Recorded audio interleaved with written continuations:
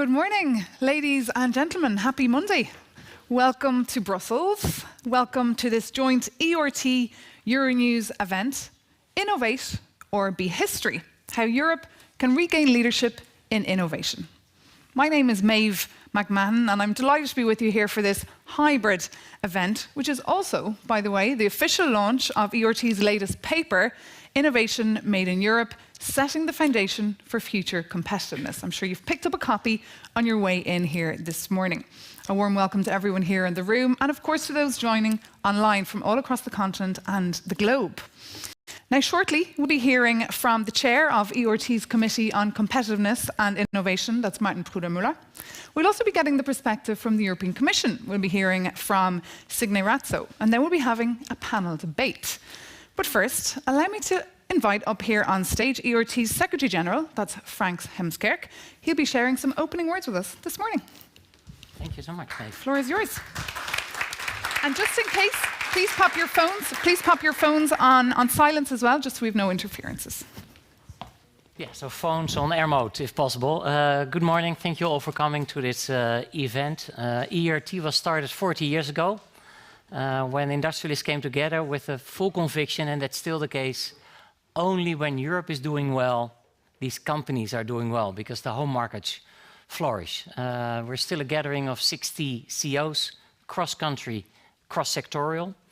Sometimes you hear the false contradiction that big is beautiful or small is much better. We need both companies. We need SMEs, Mittelstand, we need large multinationals, and because they flourish in ecosystems. But there is a truth about bigger companies. They tend to do more R&D, and they prefer to do so in their home countries or in their home markets. And therefore, successful, larger companies are also crucial for the future of Europe.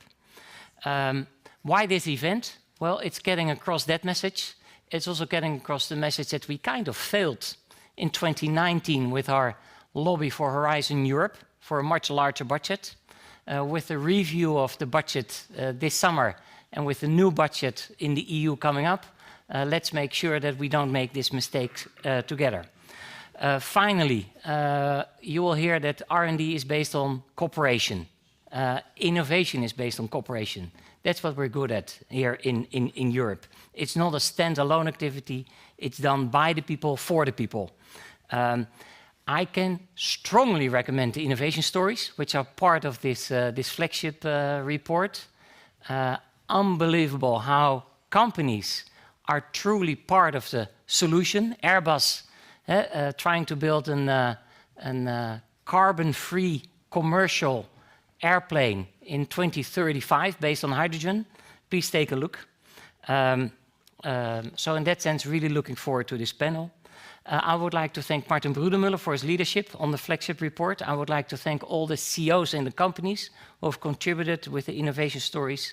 I would like to thank also Robert, Christina Gumlich and Judith I for their wonderful work on this flagship paper, and looking forward to the event today. Thank you so much.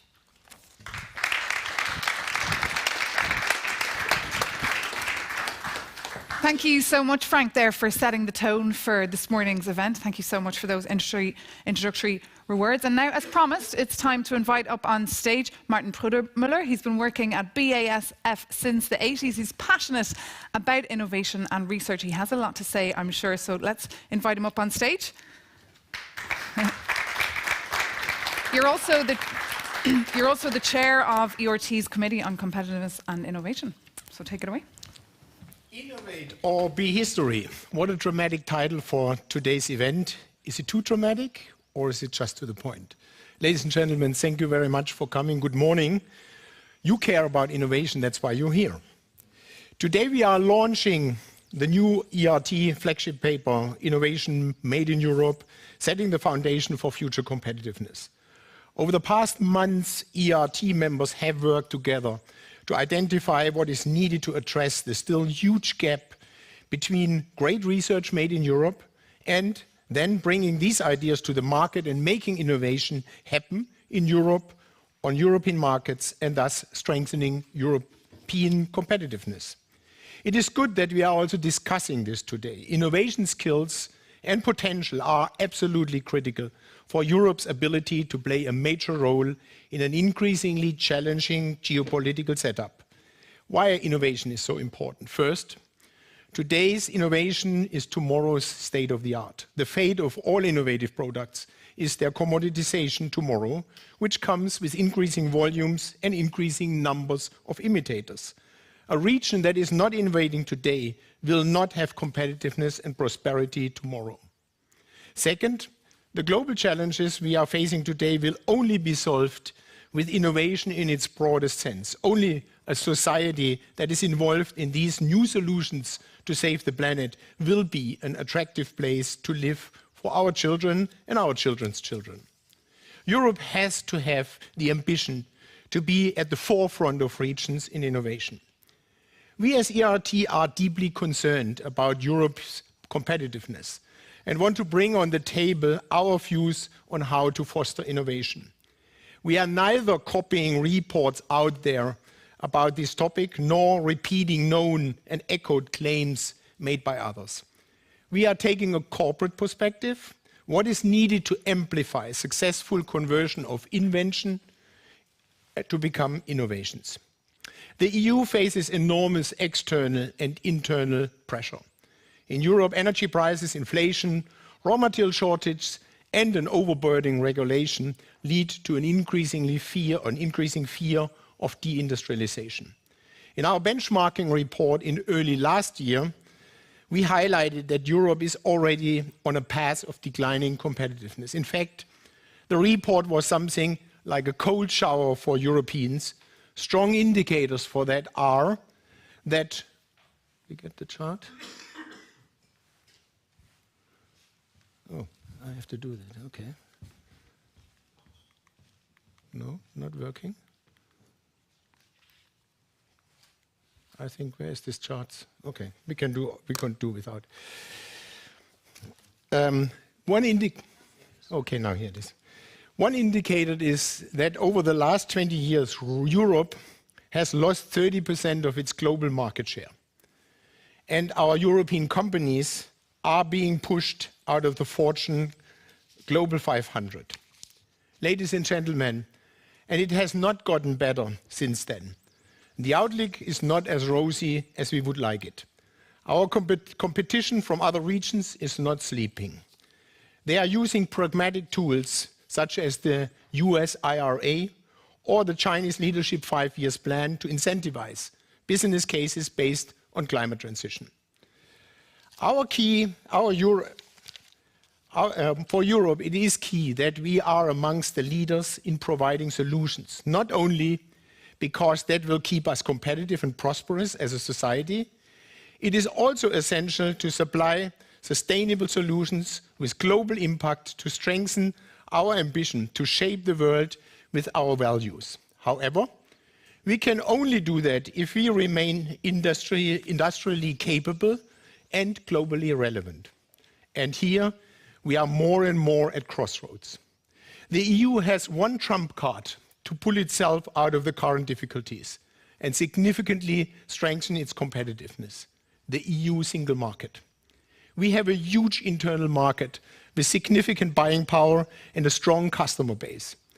Its size is big enough to quickly scale up innovation, and all the more, it still has huge deficiencies, and with that, billions of untapped potential in removing the barriers to the single market.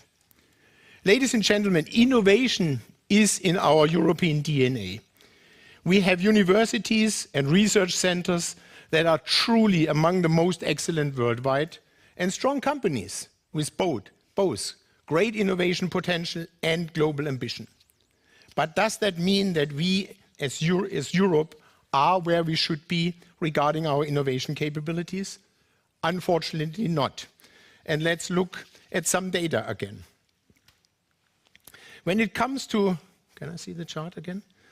When it comes to investment in innovation, we are punching far below our weight, and we are falling behind our global peers. We are always high in ambition and comparatively low when it comes to real spending. So Are we actually close to becoming history, as feared in the title of this event? We at ERT are convinced that one main reason Europe is losing its leadership in innovation is that we have created an environment in which the business case for innovation has become too weak to spark investments and activities that innovation needs. When we talk about innovation, we must think beyond the laboratory. The process of innovation spans from lab to market. For innovation, it is ultimately mattering whether and where inventions can be turned into economic activity, where it can flow into products that are produced at scale, commercialized, and broadly put to use. And in Europe, that has become the bigger challenge than just to invent things. The ERT flagship paper, Innovation Made in Europe, highlights what it takes from a corporate perspective to close the gap between making an invention and benefiting from it as a company, but also as a society. Rather than providing a long list of all kinds of observations, we would like to focus on 3 major recommendations to bring us from inventions to innovations. First, rethink regulation.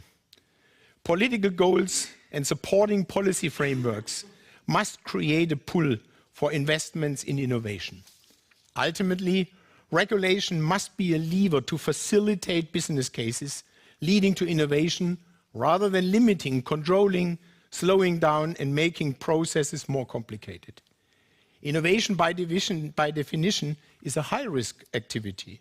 It can work, but also cannot be sure that it works.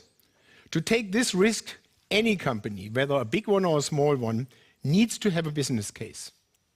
Europe can only be a frontrunner in innovation if EU decision makers put the business case for innovating and investing in Europe at the center of EU regulation. And regulatory framework, for sure, has also to be coherent with the political goals. We see the IRA in the US that is actually possible to use carrots than instead of sticks like in Europe. And not only the industry must be innovative, policymakers also need to be innovative in finding new ways to regulate and keep up with both our dynamically challenging world and with the technological possibilities. How can new markets be created when a new product or an improved material cannot be put to use due to outdated regulation? If we want to speed up innovation, policymakers, national authorities, and ultimately everyone has to walk the talk. Secondly, refocus on robust intellectual property rights and international standardization. Solid, predictable, globally competitive intellectual property rights are key for each business case of innovation. This is true for all sectors, from pharmaceutical to digital. And another topic is gaining more and more importance. Europe needs to again step up its engagement more strongly in the setting of international standards. Even so, these processes are sometimes abstract, formal, or you can say even boring. Standards have a huge impact in the success of opening and creating markets for new products. In the past, Europe has been good in this, but over time, it has left this increasingly to others. Especially China has recognized this potential, and they are acting strategically and well coordinated. Thirdly, facilitate and accelerate the scale-up of investment-intensive innovation. To move forward with the green and digital transition, we have to de-risk technology development. We can do so through public-private partnerships and innovation-oriented public funding. Europe has intensive funding for research, but stops its support after having made an invention. We recommend that policymakers strongly focus on tools to foster the scale-up of new technologies. In the discussions for the paper, all experts agreed. Europe is strong in research, but weak in market success.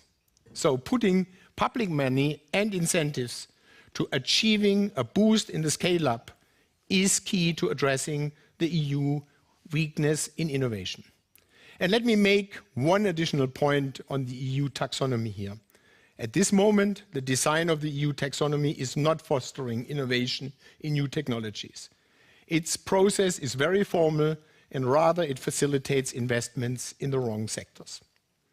Ladies and gentlemen, rest assured that the proposed changes will not only benefit large corporations, they will also create a much better environment, particularly for startups, scale-ups, and deep tech innovators. Why do I say this? A strong business case for innovation, at least as important for them as it is for large corporates, probably even more so, because they will need to convince outside investors to take even greater risk for their success. And let us not overlook one important thing. Innovation often requires intensive collaboration in bringing together all sorts of economic actors.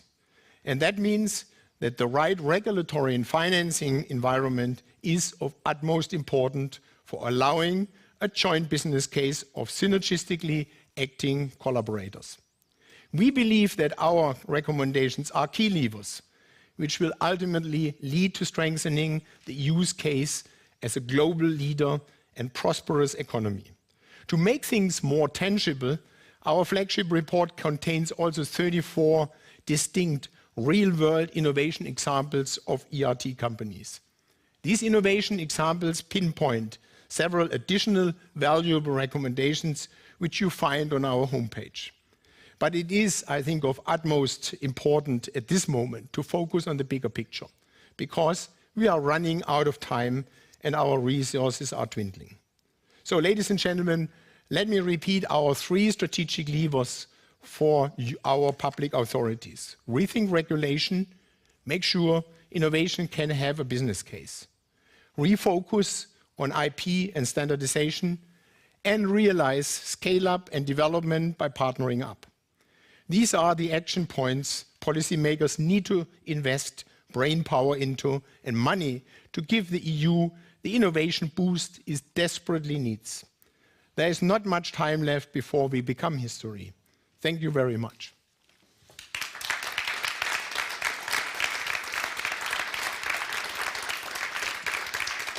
Dear Deputy Director General Razzo, you are in a key role within the EU Commission to foster Europe's innovation leadership. So, how do our recommendations resonate with you? What do you think has to be done to boost innovation in Europe? With that, over to you.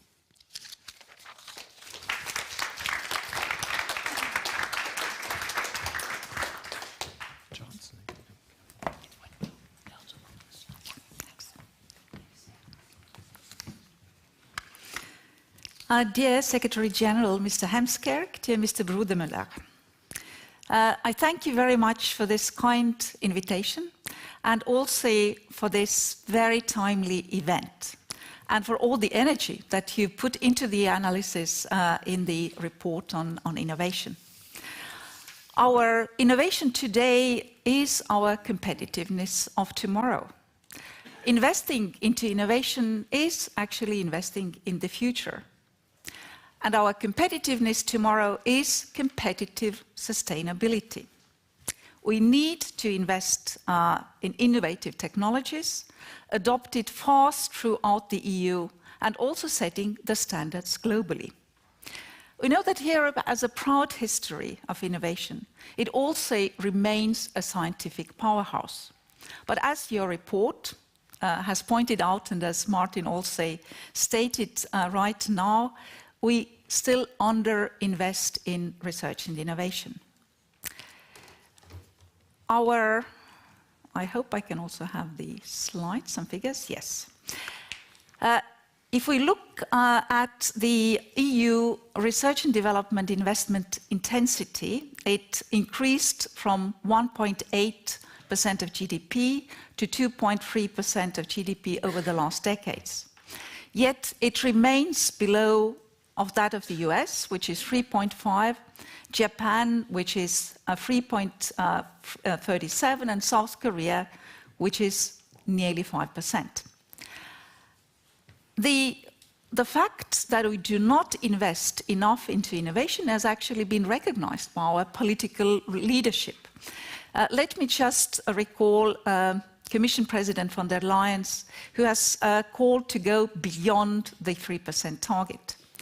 Last week, the European Council recommended or reconfirmed also our common target to increase spending on research and innovation to 3% of GDP in its conclusions. Another main challenge that we have for innovation is that it continues to hamper Europe's performance in the persistent innovation divide between and within member states, which impedes the balanced and inclusive recovery and the continuation of economic and social convergence in Europe. And now we have the slide, no, the previous one, okay. This one shows industrial R&D investments in companies. And well, you can see that the EU is relatively low in comparison with its peers. This shows industrial R&D investments. And if you look at, for instance, ICT producer industry, that is mainly hardware, the US companies invest only a bit more than 3 times that our EU companies. For the ICT services, this is 7 times as much. And China comes worldwide second with more than 50% higher R&D investments than the EU. In the EU, the automotive transport sectors are still leading with R&D investments, and they also invest mostly in their sectors worldwide. Still, also in this area, US and Chinese manufacturers have lately shown double-digit growth rates. With the health sector, in addition, including biotech, these 4 sectors actually account for more than 75% of corporate R&D worldwide. And they actually illustrate very well the ongoing global race. Now, looking at your report, I conclude that we broadly share the analysis and the sense of urgency. Now, I would like to focus mainly on how we act on it. Let me start with the investments. Of its total budget of nearly 100 billion euros, Horizon Europe dedicates over 52 billion euros to address global challenges and to develop European industrial competitiveness. This includes also strong partnerships with industry and then over 13 billion euros for the European Innovation Council, to which I come in a minute. Now, if we look at these partnerships like clean aviation, clean hydrogen, Process for Planet, they really play a key role in this context. The EU is a leader in the development of clean technology. We are working to bring the most viable of those technologies to use widely across the EU industrial ecosystems. For instance, if I look at now what Clean Aviation Partnership is aiming to achieve, it's really a CO2 emission-free airplane. And if we compare it with the really incremental innovations that were done in the previous program, this is clearly a different gameplay. We are now testing also an approach which goes all the way through, namely together with DG Klima and DG Grow. We are working on a repository of demonstrators for climate neutrality in energy-intensive industries, which can be brought to the industrial ecosystem by 2030. Among those, chemical industry, for instance, but also the steel industry and the cement industry. The idea is simple: making the knowledge about new technologies available, transferable, and bankable, to scale up clean technologies, and to reach at least 55% of reduction target by 2030. To accelerate, to de-risk investments, and also to include these investments of the recovery and resilience plans. So we are doing that clearly also together with the member states. And here we would very much appreciate to have dialogue with the industry, because only with a strong and wide commitment from industry to adopt these best-in-class technologies for climate neutrality, can we be successful. And that's why I invite you to discuss with our service the opportunity for agreeing a transition charter to outline our mutual commitments.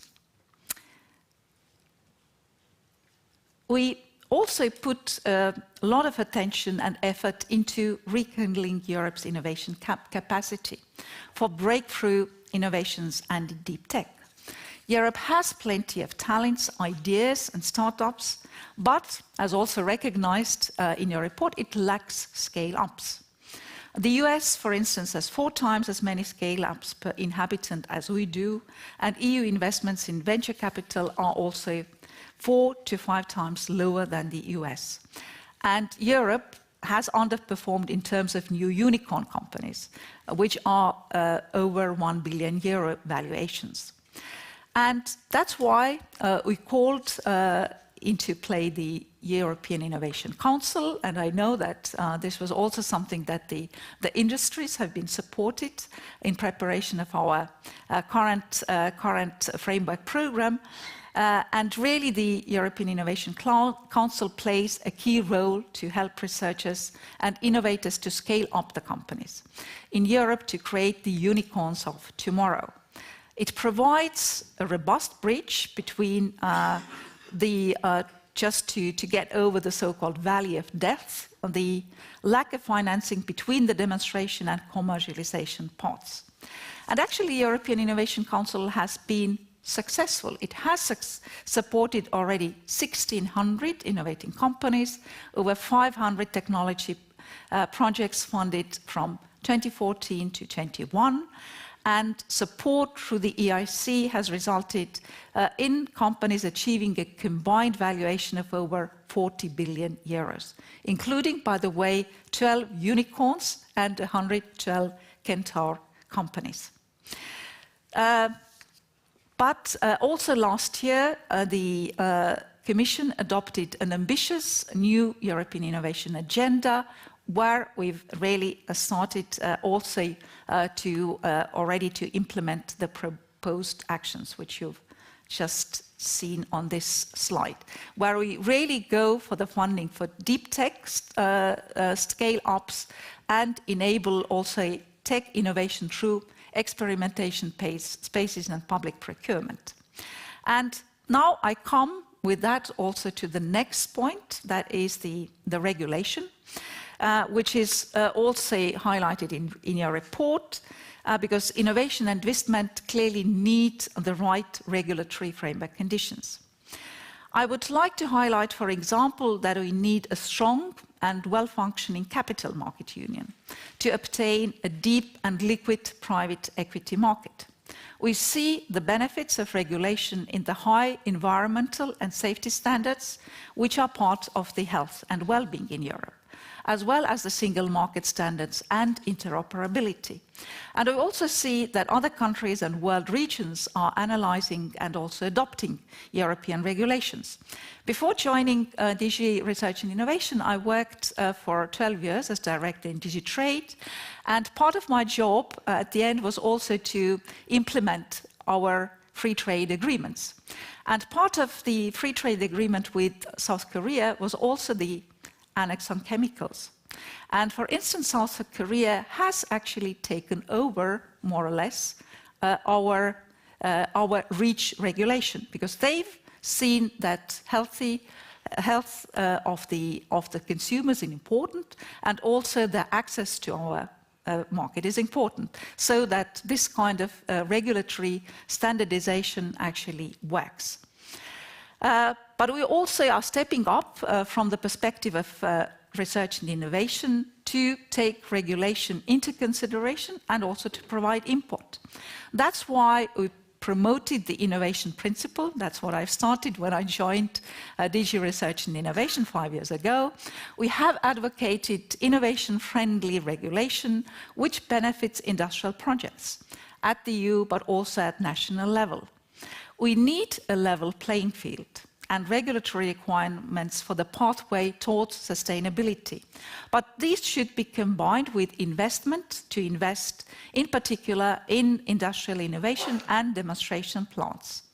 And the Commission has presented proposals for the CHIPS Act, for a net zero industrial act, which aim at facilitating the production of microprocessors and also net zero technologies in Europe. The Net Zero Industry Act aims at creating better conditions. It sets the objective that the Union's overall strategic net zero technologies manufacturing capacity approaches or reaches at least 40% of the Union's deployment needs by 2030. And both of these acts propose more efficient and faster permitting procedures, but also easy access to finance for strategic projects, which will increase Europe's resilience in future markets. And Net Zero Industry Act also allows an easier use of regulatory sandboxes to test innovative and net zero technologies, also to stimulate innovation under flexible regulatory conclusions. And this was also part of the conclusions from the European Council last week. I know that Germany, for instance, has been also very active in supporting that approach, and now this has been also recognized at the leaders' level. In addition, the Commission will publish also a guidance for sandboxes this year, as announced in the new European Innovation Agenda, in order to support the Member States in preparing the net zero technology sandboxes. So here I'd also like to ask for your support, for your Member States, for the co-legislators, in order to make it happen. Europe also needs resilient value chains and needs to present and alert the global. Okay, no, can I take it back? The international one. Horizon Europe gives us the opportunity to strengthen cooperation with other beacons of industrial innovation across the world. And for the first time to do that also via association to our program. This has already been taken up by New Zealand, soon with Canada, and hopefully also with Japan and South Korea or Australia. This is actually pioneering work which will much enrich the opportunities for win-win collaborations beyond the established relations with the EEA countries, the Western Balkan and Eastern Europe partnerships and partner countries around the Mediterranean. Part of that would also be their potential participation in different partnerships, which also gives additional opportunities for the industry. Now, finally, I have spoken a lot about R&I and technology, but we should also keep in mind that ultimately we work for the people and with the people. Europe still faces challenges when it comes to the availability and free movement of talents and skills.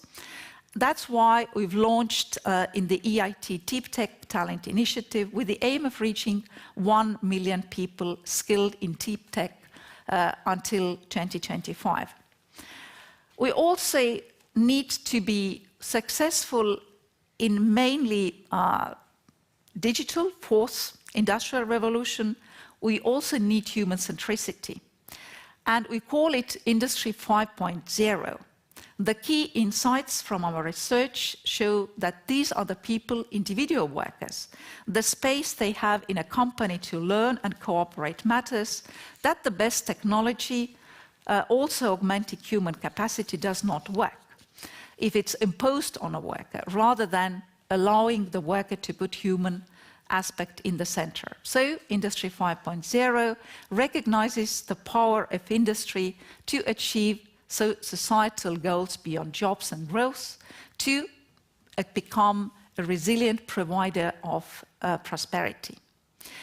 It is the vision of a future-proof industry which leads actions on sustainability and resilience, and which is agile with flexible and adaptable technologies. So we would be very happy to move on this together. We see the industries, the member states, and also the European institutions together on this endeavor. So thank you very much for your kind attention, and looking forward to further discussing it with you. Thank you very much.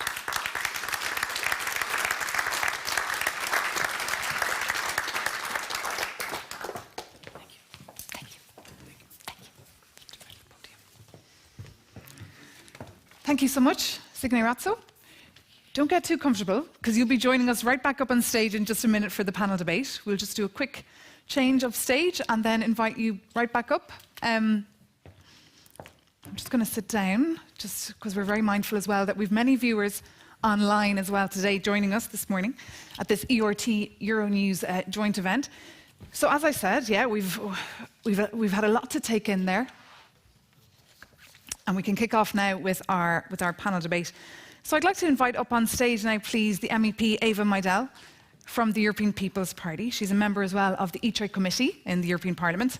And Eva Majdal is also the co-founder of Education Bulgaria 2030 and Regulation for Innovation. That's an event that brings tech experts together. So great to see you this morning here. Lovely to be able to join you. Thank you for inviting me.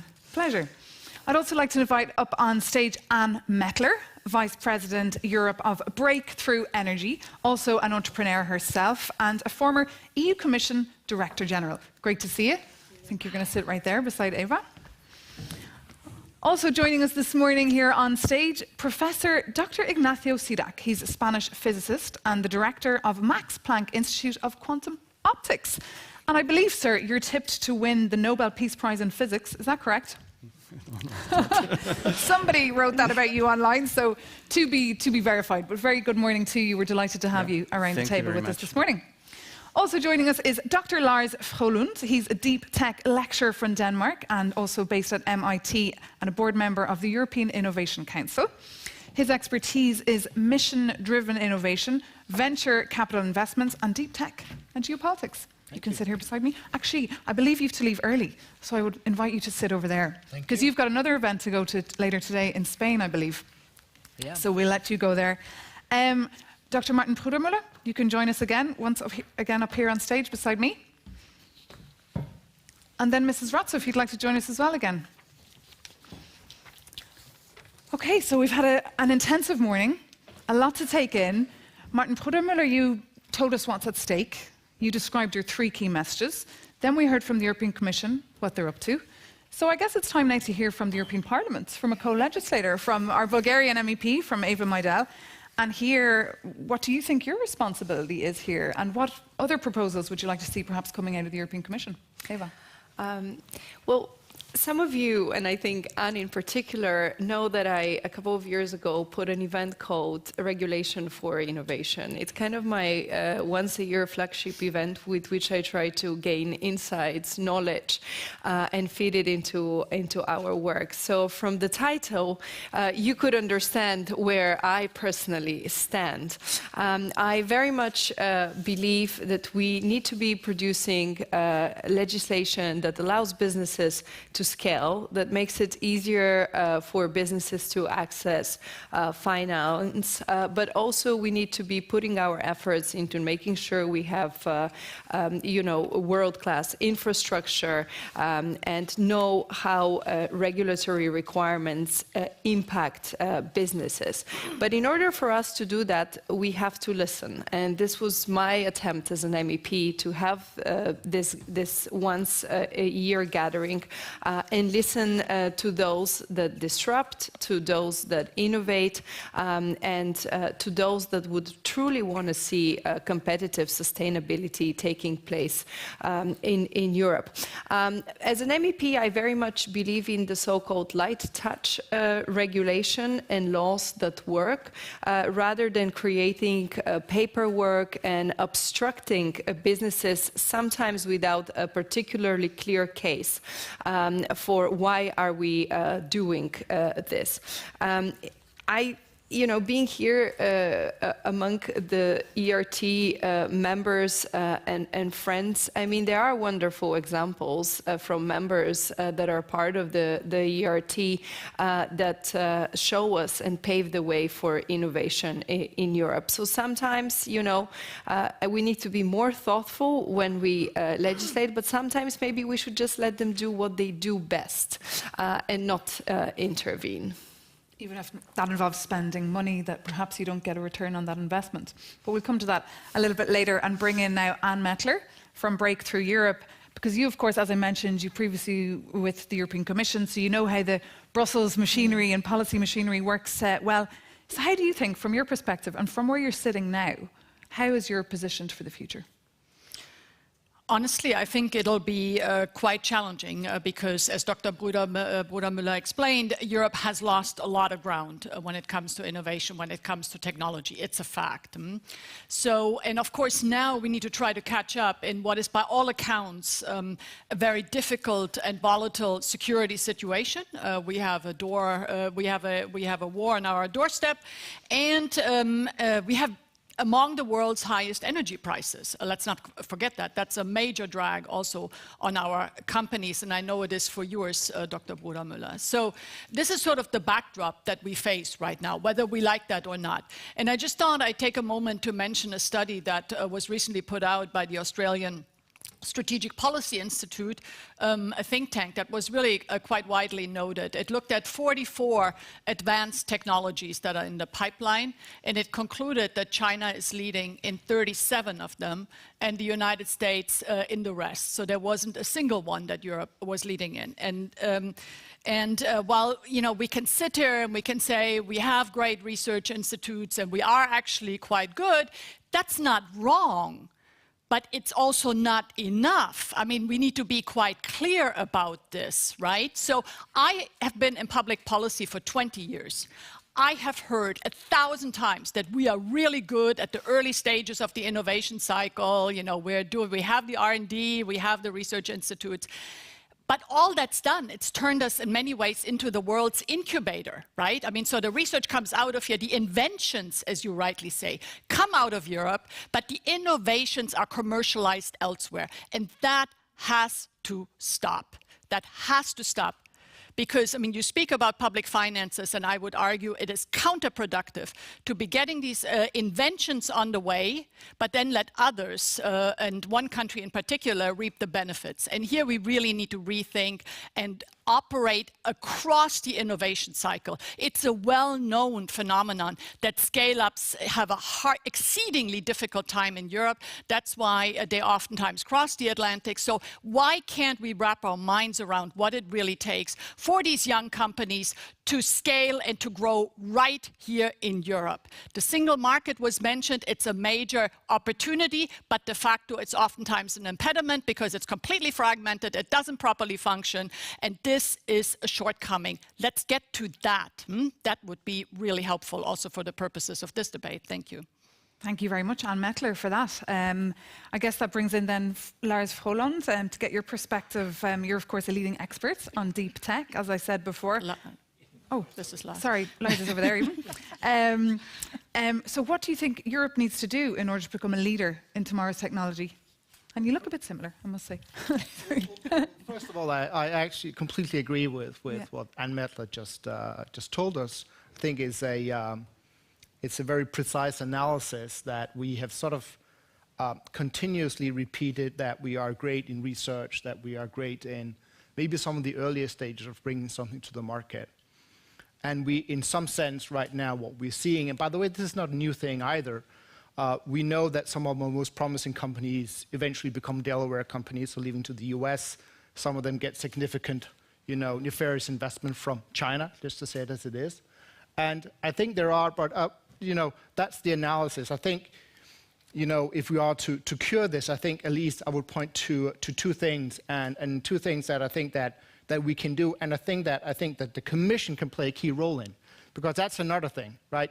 There's also something that the large corporations needs to do. There's something that the nation states needs to do. But what can the European Commission then actually sort of focus on? And I think just two things there. really making sure that the upcoming Technological Sovereignty Fund becomes a fund that actually solves the problem of crowding in private capital, especially from our pension funds and from our family offices. Speaking about the values on which we have built our company, if you look into the pension funds, that's actually where our values have become hardcore money. So let's use that. Let's be sure that we use that in a completely different way. And I talk a lot to family offices during the last months, and there is a situation now in the world where I think there's a lot of those that really wants to be part of solving this. So let's make sure that the launch sort of 100 billion euro fund end up being maybe a 500 billion euro fund that actually uses this money in a very, very good way to provide that growth equity capital so that we have great companies that get on our market. But it's not enough just to have the money. I think one of the key things for a deep tech company is that a lot of them are working on very new markets. What they really need is an annoying customer. A customer that's very, very detailed and can tell them what they actually need. That sort of pull effect is actually what drives them to the market.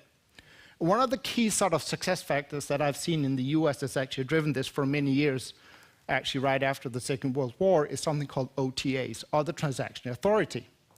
Which, what it does is that it gives public authorities, governments, maybe in Europe, but also in the Commission, the authority to seek derogation from classic procurement rules so that you can actually engage in very early stage prototyping and buying products that is becoming a solution, but it's not yet a solution of very, very high quality, meaning that you can produce it in the thousands. If we actually do that, we can create that first sort of beachhead market for some of these deep tech companies.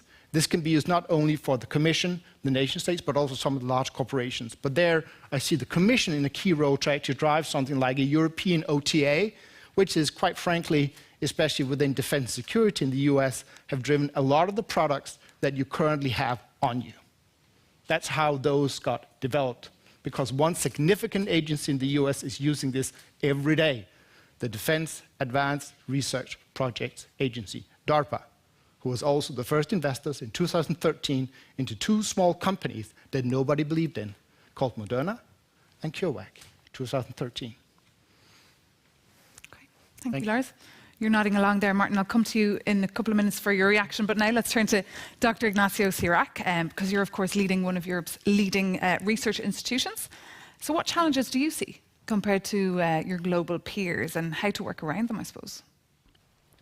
Well, first of all, let me tell you that from the more research and academic side, we subscribed the flagship report that has been written. I think that most of it also affects our side, and I think that it's very important what has been said there. So the challenges that are put up there, I think that are also part of our challenges. So let me give you some examples. So you have mentioned here that the research in Europe is very high, and it's probably something that doesn't need to be changed. However, when this is special when we talk about the basic research, but whenever we want to move it to the industry, we find that this is not the case. And one of the reasons, and we see it in our lives, is that whenever we want to bring something to the market to innovate and like that, then all the programs that exist in the EU and in our national countries become much more difficult, much more regulated, very bureaucratic, very slow, and this really prevents us from going forward. So it's, for the ones who do basic research, that doesn't affect so much, but whenever we want to bring it to the market, it's something that we all want to do. This is really a part. And so I think that that's very important. And when we compare with our competitors in some other countries, this is not what is happening there. And this is why they're taking over. And it's not the moment that we are now, that we're maybe well off, but it's also the rate at which things are happening, that in 2 or 3 years, 5 years, 10 years, I think we will lie very, very far behind. So what can be done? So I think that we have to attract corporations to research and cooperation with academics, and for doing that, I think that we have to follow what has been mentioned in the flagship report. So we have really to rethink regulation and make things more attractive for companies, also to go fast, to quick. If you do some basic research and then you want to put up a project, and this goes very fast. You basically make a proposal and you will get a decision in a few months and you can start doing the research and that's it. If you want to do something now that is related more to innovation or to bring it to the market, it goes very slow. Once it's approved, that is full of permissions, regulations. You have to do a lot of, and use your money to hire people who will do all the regulations, who will go through that, and goes extremely slow. This is not competitive. So this, I think, has to be changed. So we have to go fast, have to have fast tests, go quick to the market and promote that. Otherwise, it will get very difficult. Maybe some other important thing in cooperation, I think that is very important for us, but also for Europe, the cooperation between academics and research and innovation and corporate. And for that, I think that there are many measures that can be taken. Some of them have been mentioned here. Let me mention another one. That's to have some innovation centers, some hubs where both research, innovation, startups, cooperation can cooperate and we bring from the lab to the market all the technologies that we are developing. I think that's something that it's important and where the EU should put a big effort. Okay, Ignacio Sirac, thank you so much for that. Sounds like we're shooting ourselves a lot on the foot here in Europe. I guess it makes sense to bring in yourself, Mrs. Ignacio, and get your perspective on what you've heard from the panelists so far and how you can react to that and speed up. First of all, I think all the speakers underlined the need to invest more in research, but particularly in innovation. And I completely agree that the main objective of our program is to have impact, and not just to have research impacts, but also economic and social impacts. But we can only achieve those if we are able to bring things to the market, to deploy them. Because as far as they stay on the shelves, they are not brought to the market, they will not bring these kind of impacts. And this is clearly the direction. We need to work more, but we need to work more on that also together. And just mentioning some of the actions which are already in the pipeline is namely how to first to identify what are the research and innovation results to be put into deployment. And we have already a good starting place with the industries in our partnerships, also through the links with industrial alliances. And now what we are doing is really to mapping investment needs for the last round of decarbonization demonstrators before deployment, which will be needed for 2030 climate neutrality. We also support hydrogen valleys. It was mentioned that we really need to have some kind of also the areas where we bring together the innovators, the researchers, and also then deploy the results. Really, these hydrogen valleys pull in user communities for green hydrogen production. We also ensure synergies with EU programs. Now we are approaching member states for the concrete investments to leverage. And this is also something that we are doing in the European research area, where we also have the industrial technology roadmaps for industrial decarbonization and for circular technologies. So much on the industrial side. Now coming to the innovation. And as I mentioned that today we have 13 billion out of 95 billion for the innovation pillar, for the third pillar, where the EIC plays a major role. And it's possible that the share for the future program, because now we are already starting to develop ideas for the design of the future program, that it will need to be changed. So this certainly is one of the possibilities for the future. But keeping in mind that our program is less than 10% of the total that the member states and the industry in the EU invest in research and innovation. So in order to be successful, we need to do that together, to bring everybody together, the member states and the industries and also the EU funding. And can I just pick up on something you mentioned in your presentation earlier? You spoke about innovation-friendly regulation. What does that look like exactly? Because we're hearing all our panelists here talk about their concerns of regulation, and we'll see competition just dead and people fleeing the continent because of this. Also the speakers mentioned first the importance of the internal market, and the internal market actually is clearly our competitive advantage.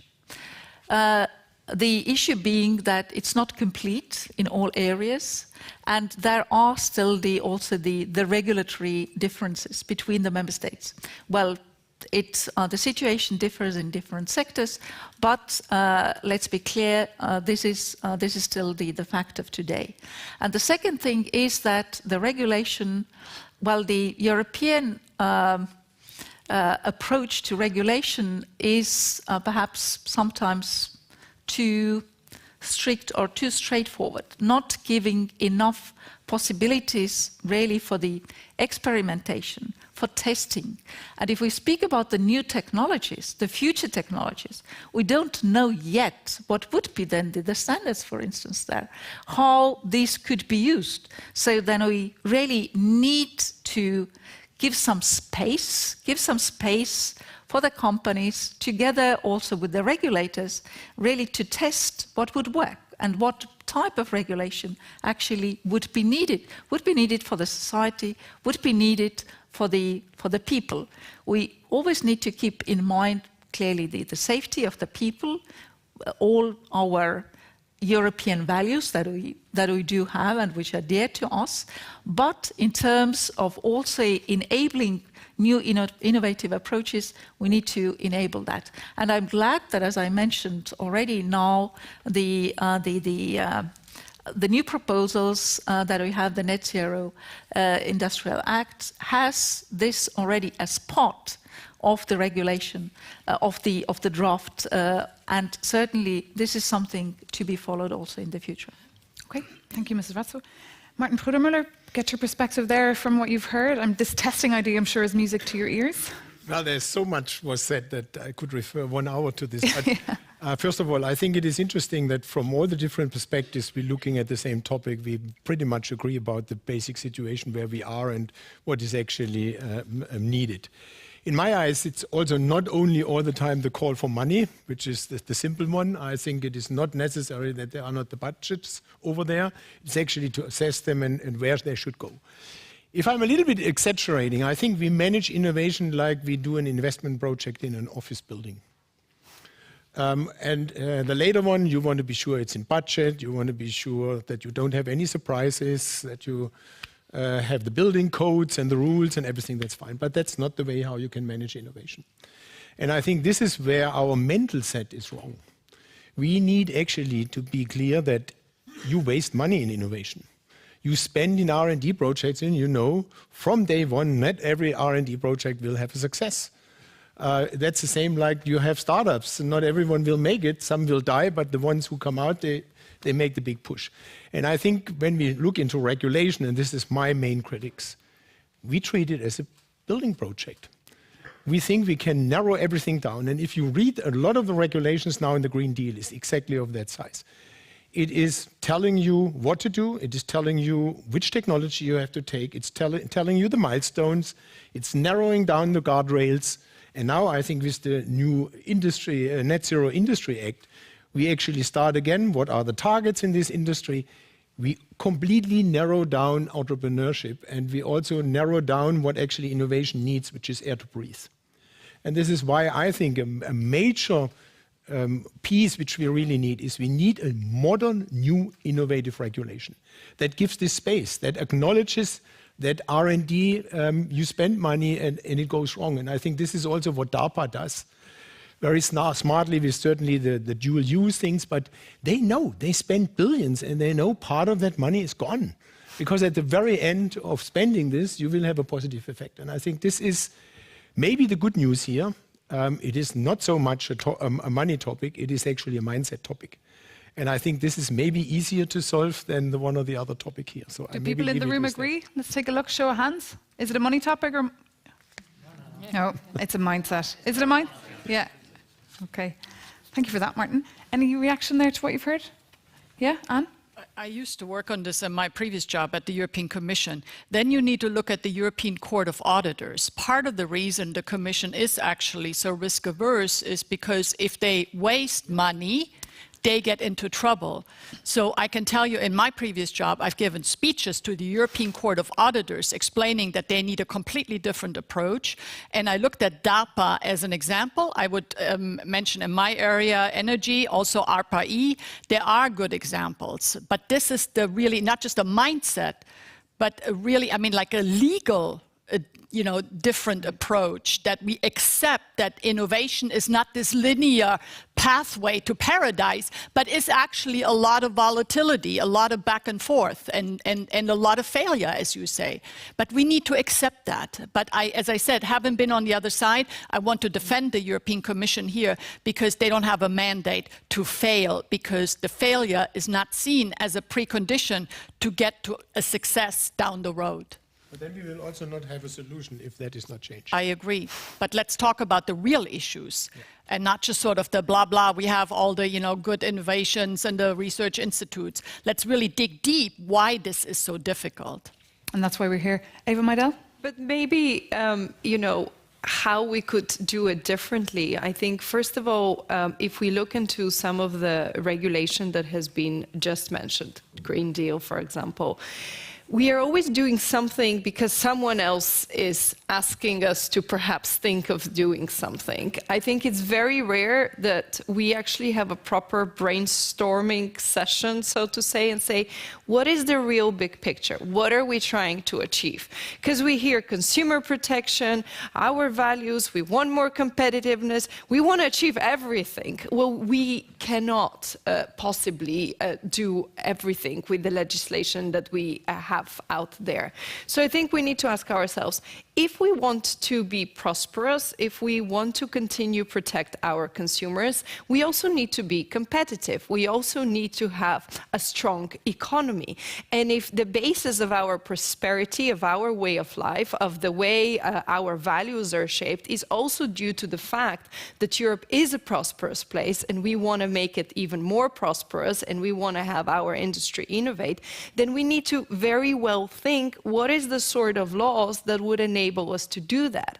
And 3 years ago, the Commission said that's going to be the Green Deal. But we heard what the business has to say about it. It was just a lot of goals and aims without the means and without actually having the talk with the industry of saying, how are we going to achieve that?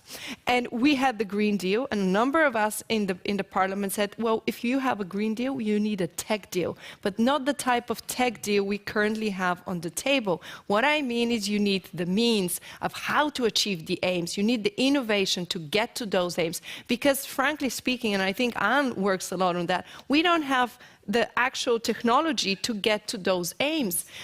As someone sitting in the Parliament, I do talk to citizens on a regular daily basis, and they want to continue doing the things they do in the same way. But we need to tell them, you need to do it in a more efficient way. But technology for everything that is out there is not necessarily fit to bring us to those aims.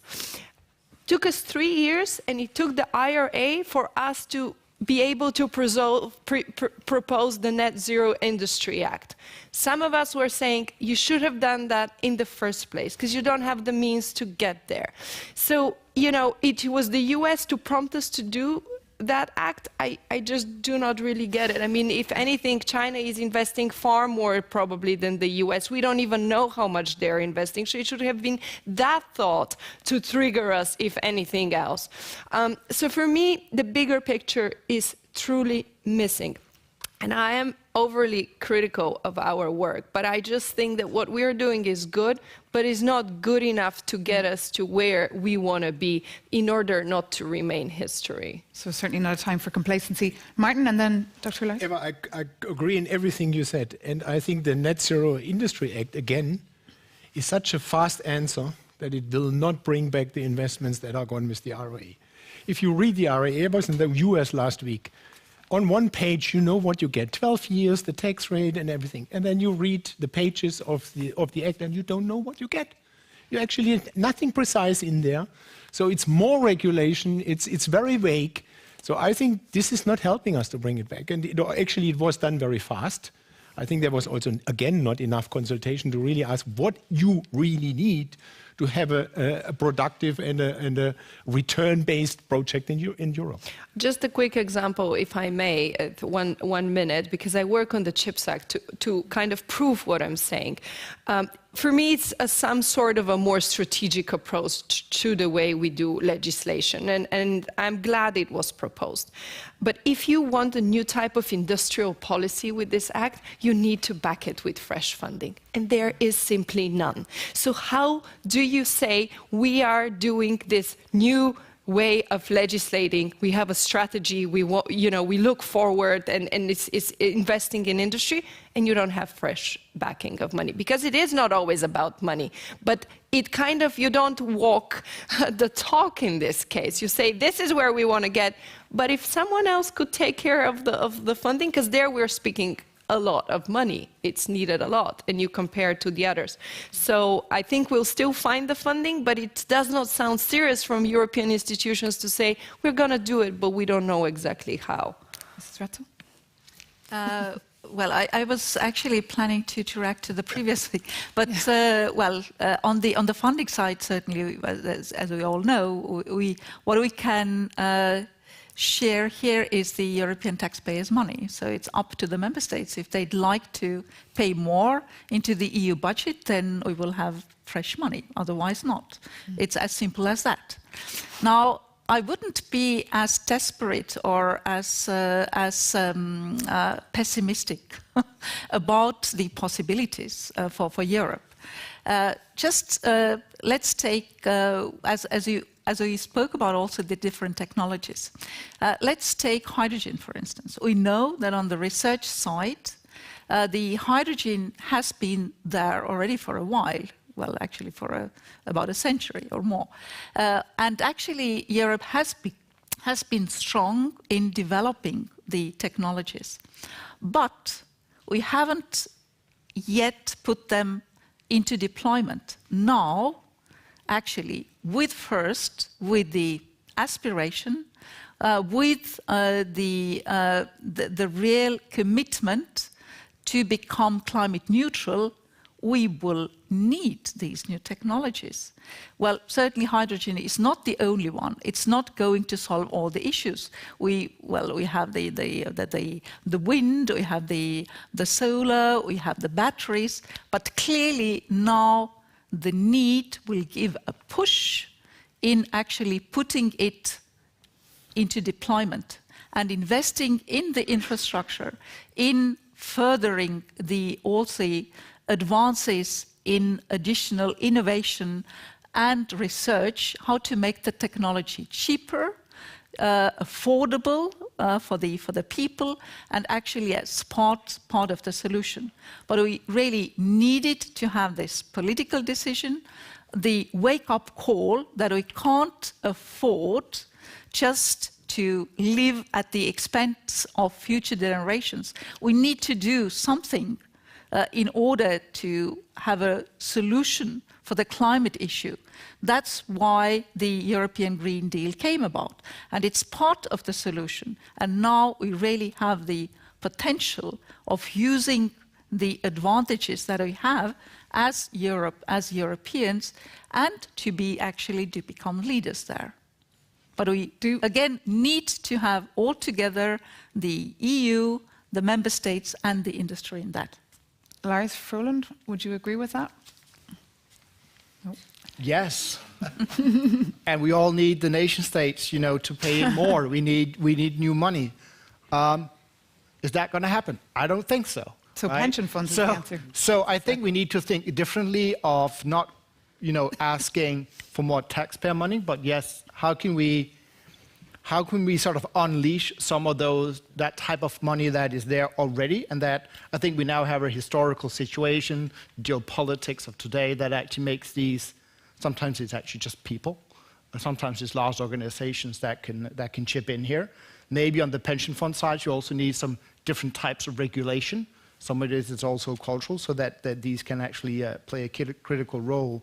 I don't think we can solve this with the taxpayers' money.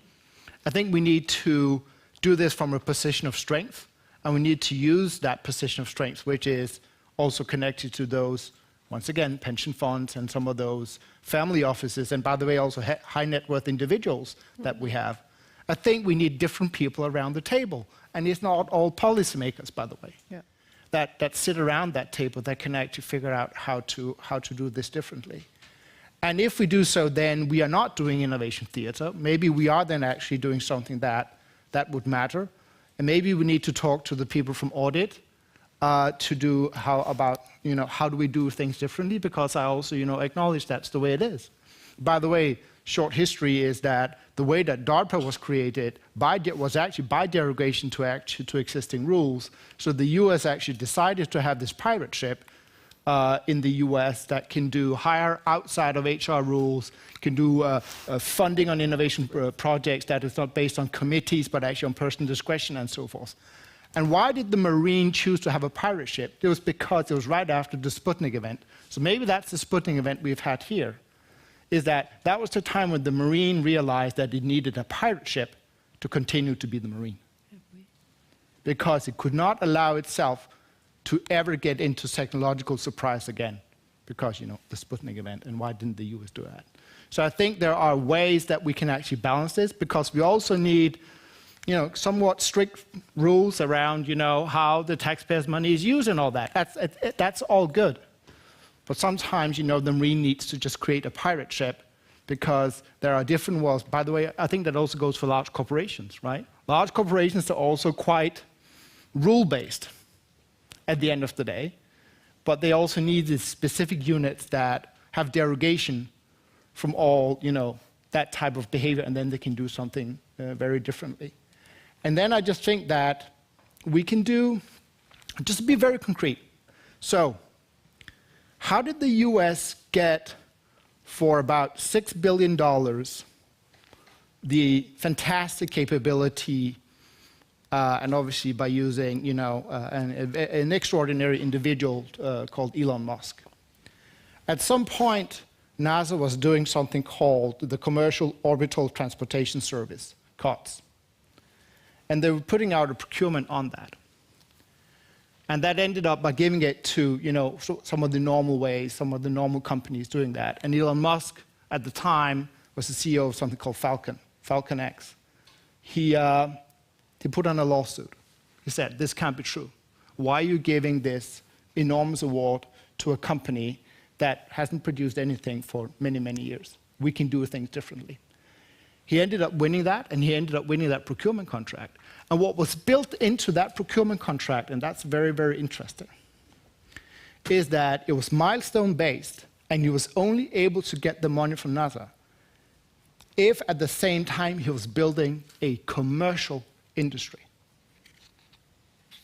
So there's very, very innovative ways of even organizing these type of things, so that at the same time you got exactly what they wanted, but you were building a commercial industry at the same time. So we need novelties, we need to do things differently, but there are models out there.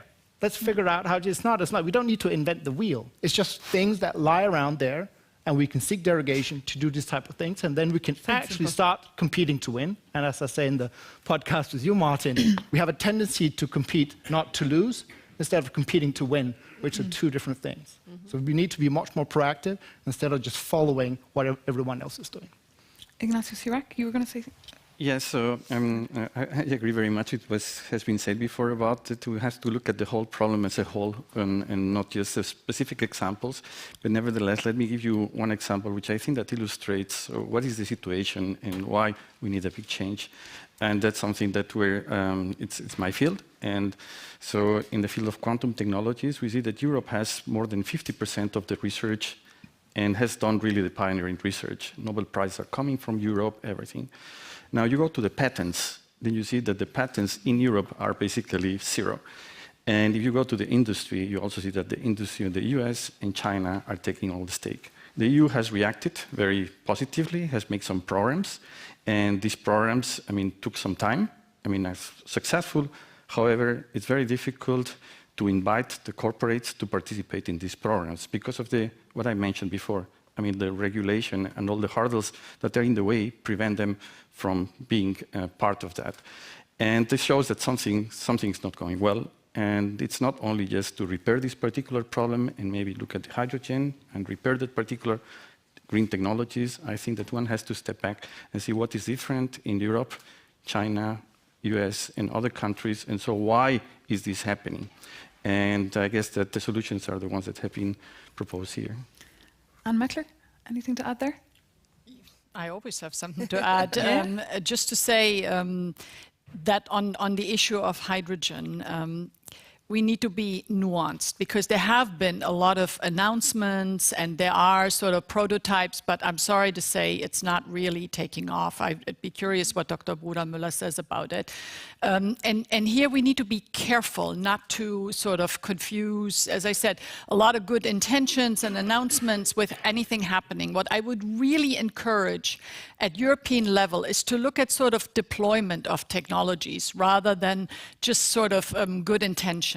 And here what's important to understand about especially green hydrogen, it is entirely reliant, on abundant and cheap renewables.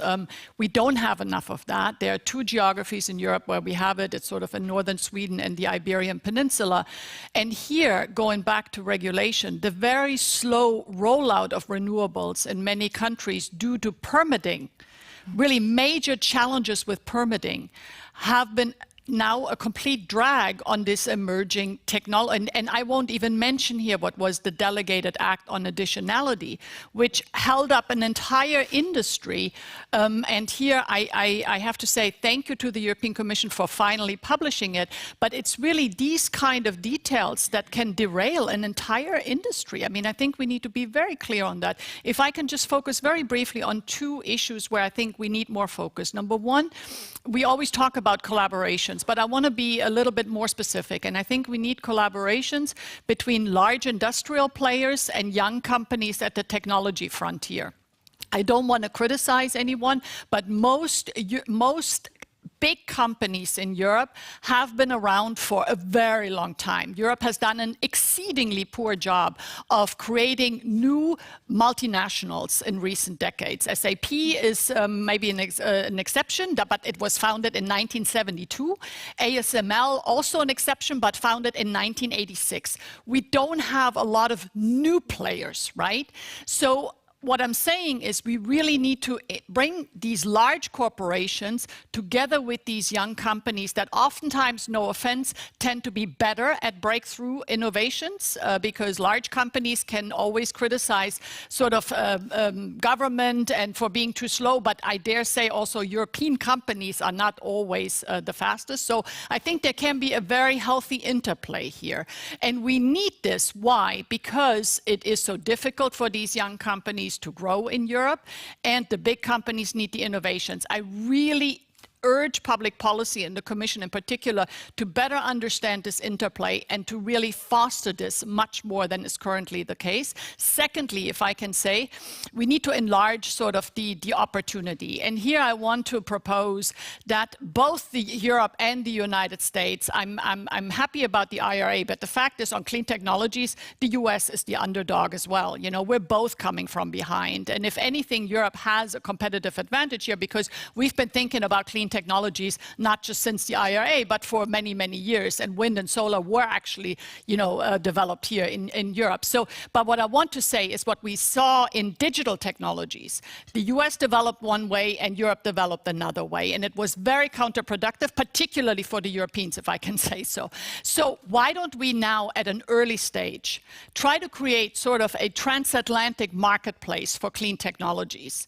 That doesn't mean we need an FTA or a free trade agreement or anything, but just try to compare notes. How can we not duplicate regulations? How can we have joint definitions of what is green hydrogen or so? There's many, many issues that are going to come up where I would foster a greater transatlantic cooperation because we're both coming from behind. And just to go back to the study I cited this Australian study when I started speaking. It examined 8 technologies in energy and sustainability. China is leading in 8 out of the 8. So, that's also a wake-up call. And here we're both coming from behind, so let's work together. Can I quickly refer on this hydrogen case, because I think it is the ideal case to see what's going wrong. If you look up until you talk about green hydrogen, it has become a religion in Europe. Every politician says, I have to talk positively about green hydrogen. I have to push this because that is the name of the game. If you jump over to the US and come back to the IRA, they eliminated the color because they say actually what counts is emission-free hydrogen, and there's everything in between with all kinds of CO2 coming with it. And then you obviously the IRA, they said, I don't care about the color. You have to invest your own money, and I care about the OPEX. So I generate a business case that with a tax incentive, you earn money with your investments.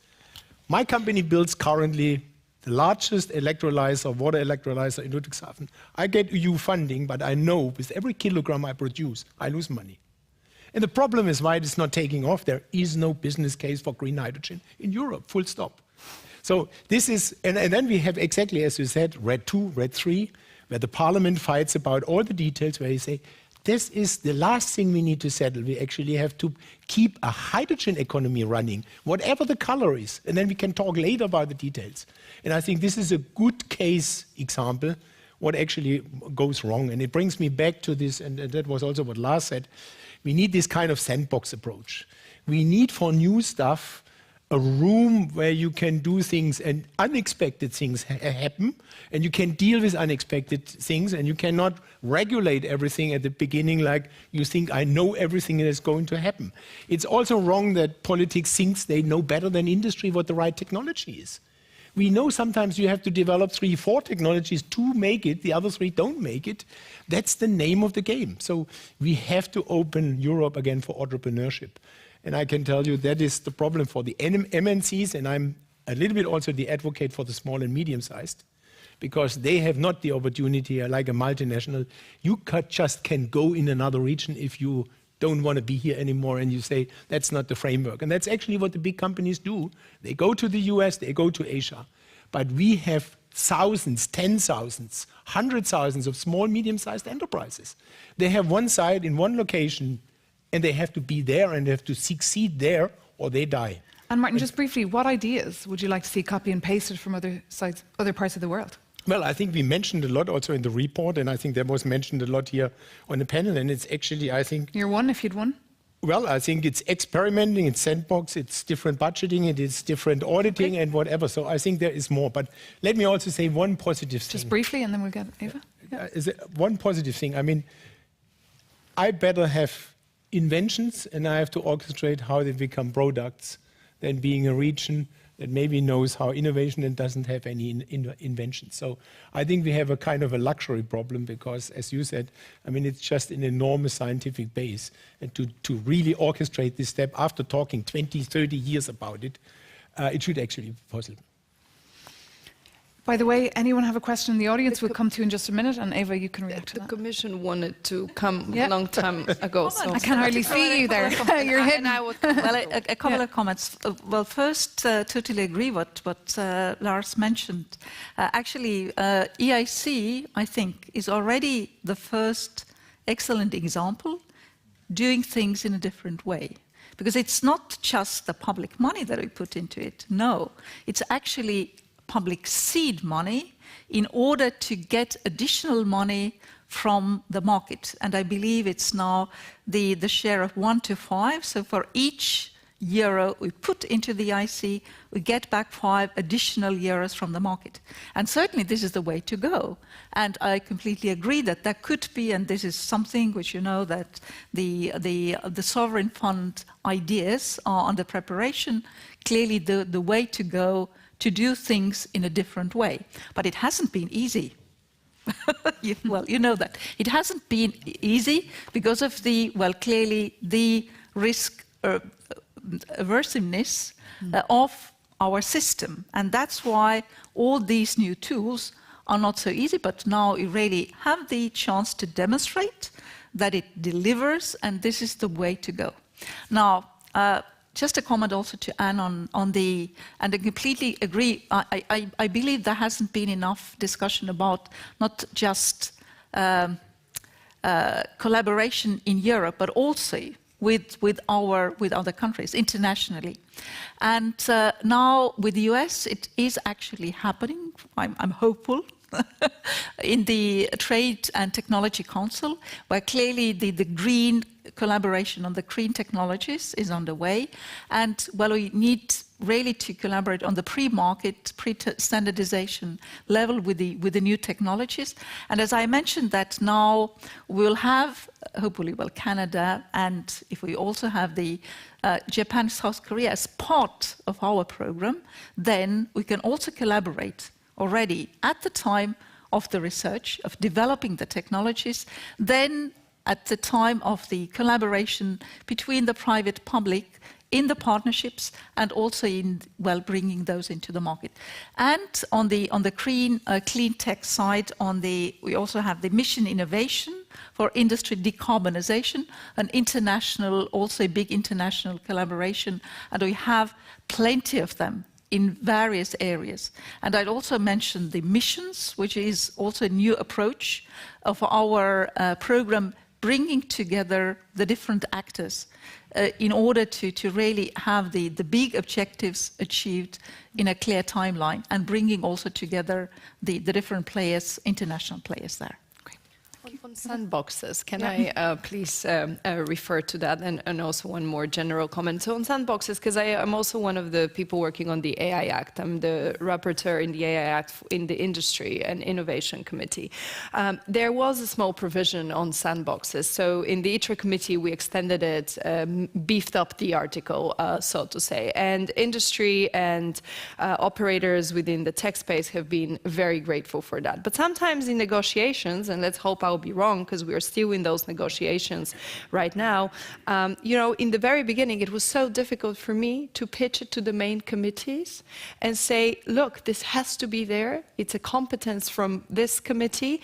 And without it, I mean, it just makes no sense that you're going to put this act on the table. But it took me a lot of convincing and a lot of time to explain why this should be there. And the deal is not concluded. We still haven't voted on the AI Act in the Parliament, let alone start the trilogues. But it took me so much time to explain that this has to be there. Why? Well, perhaps because the Industry Committee is not the lead committee on that. There are two lead committees. One, as many of you know, is the Internal Market Committee, but the other is the Civil Liberties Committee. And you try to say, what are we trying to do with the AI Act? Is it just to protect and make sure there's safety and AI according to our values, or is it also to enable our industry? And it seems like one is much more important than the other. They should at least somehow balance each other. So my message on this, you know, CHIPS Act, AI Act is, you know, maybe keep the industry, you know, perspective. If anything, the CHIPS Act is all about the industry. And speaking on the money part, because I gave it as an example, and how member states have to, you know, speed up their efforts. It's unprecedented times, as some of you have mentioned. We have to do things differently. Not necessarily reinventing, but I'll put it in political terms. Brussels has become a very comfortable place. You know, it's very easy to do things as we know how they've worked in the past 10, 15, 20 years. It's time to reinvent the way we are doing things. And it might sound too disruptive, even though I don't think it is, but perhaps for the Brussels bubble is. But we have to do things differently. We have to legislate differently. We have to agree on differently on a consensus terms. I think Brussels needs to lead into this vision for the next 10, 15 years. And perhaps some say the Green Deal is the way we lead. But we don't create the means. And I think if the member states do not subscribe fully to those visions, then there's no point of us pushing. What I'm trying to say is that member states have their day-to-day issues. I know how politics work. It's very difficult to be a national political leader and say, look, I have a vision for the next 20 years. People want solutions today, tomorrow, in a week, in a month, in 6 months. But Brussels and the European institutions could try to make sure that member states subscribe to a bigger vision and are given the means, which is not always money, it's more about political backing, to achieve those aims.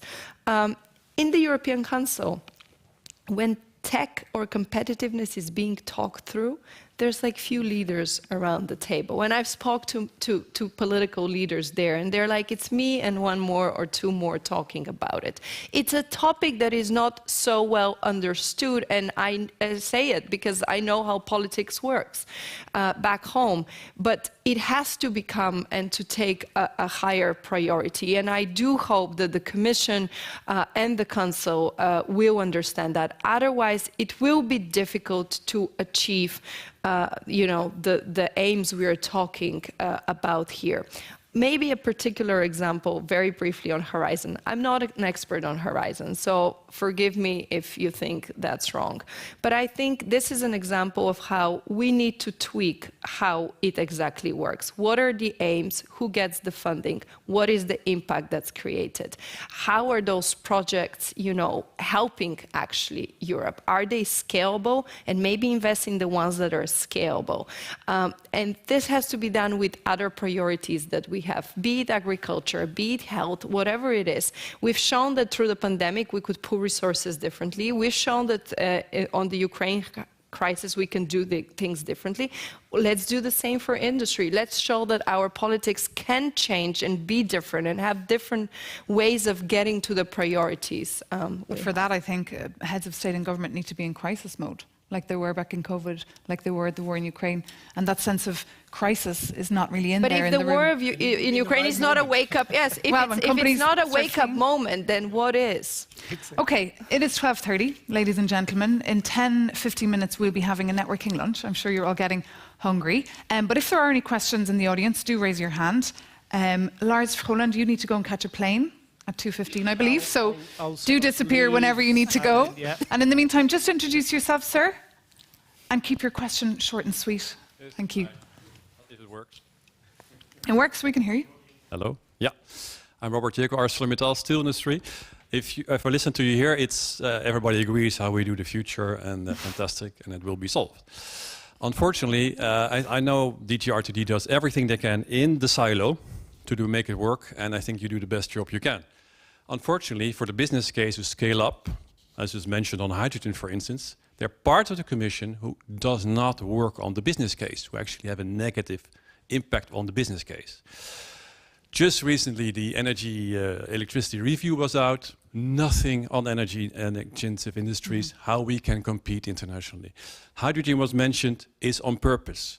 Trade policy is not doing the international market protection. And it goes on and on and on. So part of the Commission is not agreeing with this and not making on the business case how to invest on the scale up for the innovation. Question is, how can we get them, the other part of the Commission, to make work on the business case and to get Europe connected to the new global reality, which is there. If that part, which is now the leading part on the business case, is not up to this discussion, I don't think we get there. Okay. So how do we get that done, Mr. Razzo, and maybe also the others? Maybe this is the biggest challenge. Great. Thank you so much for your question. Any other questions? Great. We'll take that. I start. I think it starts with acknowledging that the pillars of the Green Deal do not have all the same priority. And I think you just cannot do everything at the same time. So we have to think about, in this current situation as Europeans, what is the priority 1, 2, and 3. And then I think you have also less people acting there. The second thing I would say is, and this is my major concern, my colleagues know that I criticize this, we are praising our democracy, but I think we don't have enough consultation and enough discussion at the beginning before we start. I think we need to take more time at the beginning to really acknowledge and to hear to the different pieces and the different opinions, and then orchestrate from there actually where do we start. And I think this would also save us a lot of energy and resources in going forward. I think this is two pieces that are important, because let me clearly also say one thing, because that vibrated a little bit here on the stage. Industry, I think, is widely fine with the what of the Green Deal. The critics is the how. And that is, I think, why we need at the very beginning an understanding also what industrial processes are, what our industrial needs are, if we really acknowledge that we want to keep wealth and competitiveness and to transition. And I think the best way is to talk intensively about it and redefine the starting point. Okay, Lars? So just quickly, I spend a lot of time internally in the Commission, preaching. And one of the key things that I've learned is that, for example, this whole deep tech piece, competitors, innovation, you also need to talk maybe differently about it to different people. And sometimes we forget about that. For example, why is deep tech so important? Deep tech is important because a lot of it is hard tech. Hard tech means production. That means innovation in production. Why is that important? Because it actually re-educates our blue-collar workers. It creates great jobs. I dare to say that if we fail to not invest into deep tech, we will see a more divided Europe. Poorer people that are getting poorer, richer they're getting richer. Because what we know from pure digital industry, by the way, is that it creates an enormous amount of wealth for very few people. And the production, the actual production of a lot of it is actually outside of Europe. So that's just an example of how we can talk about to different people about why is this even important, right? It's not only about our large corporations that needs to sell products and be competitive. It's actually about our social coherence all over Europe and also in the widening countries and why they need to be part of this in a complete other way. And then I'll say something now that actually ends with a question, and then I'll leave. Okay, very elegant. Okay, so we keep talking about competitiveness, and it obviously assumes that we are competing. So the easiest way to compete is when you know what winning looks like, right? If you play chess, all of the moves in chess have sense because they correspond to what checkmate looks like. I think we sometimes need a conversation about how winning looks like, so that we know that what we're doing when we are competing is actually getting us to the goal.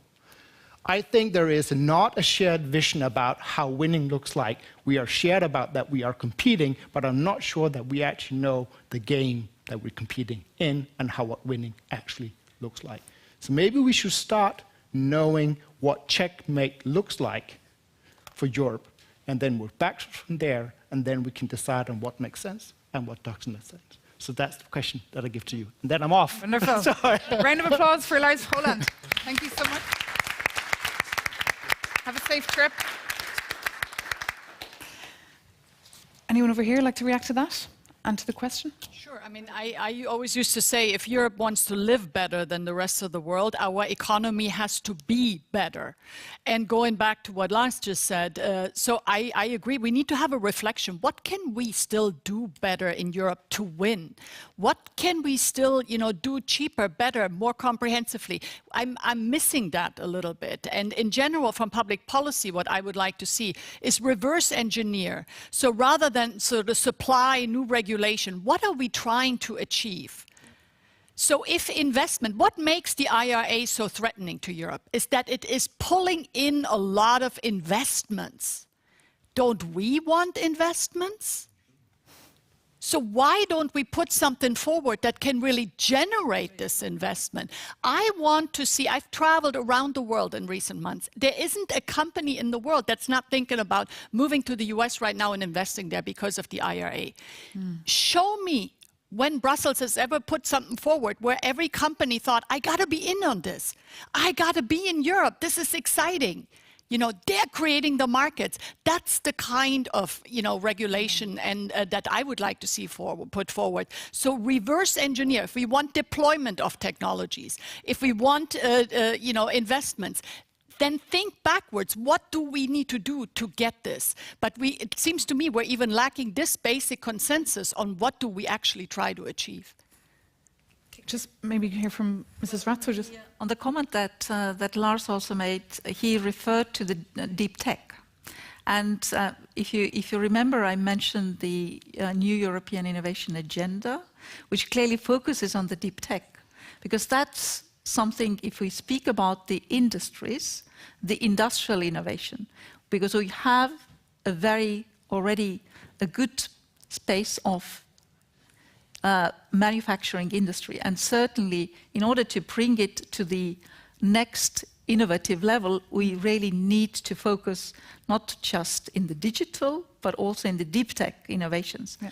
But how we got there was that we consulted. We consulted with the unicorns. We consulted with the innovative companies. We consulted in order to really make this as an ambition and develop also a number of different tools how we can get there. Certainly, that's just the beginning, but as I said, we have the next programming period coming, and certainly this could also give us the new impetus, how we can really work better together, the Commission, the Member States, and the private sector. And is there a sense of urgency? There is an urgency, of course. Okay. Eva Meidel? Just briefly on some practical examples of why perhaps the conversation is not taking place on the big picture on how to win on this important discussion. We find ourselves towards the end of the term of the European institutions. My sense is that all of a sudden there is a big rush. I go into trilogues and they're like, okay, we could be done within one trilogue or so. I'm someone that stands for swift implementation, swift decision-making, but sometimes these are the places where you need to have those discussions. Ideally, you have the discussion before you even get into the legislation. You have those impact assessments that are thoroughly done, that have consulted enough the industry, which lately it's not always the case, by the way. But when you're into shadows meetings in the parliament, when you're into trilogues, this is the place where one needs to talk through and discuss and debate and hopefully even disagree in order to find what we are really seeking through. Very often lately, I go into a shadows or into a trilogue, it's rushed through. It's about meeting that particular date. It's not about doing good legislation. So for me, it's more important to take few months longer, but to have a legislation that we would not need to redo in a couple of years or even earlier, or that it will not actually deliver on what we are aiming to deliver. And this is why there were my comments about Brussels becoming a too comfortable place. We need to listen more. We don't have all the answers. It is so essential.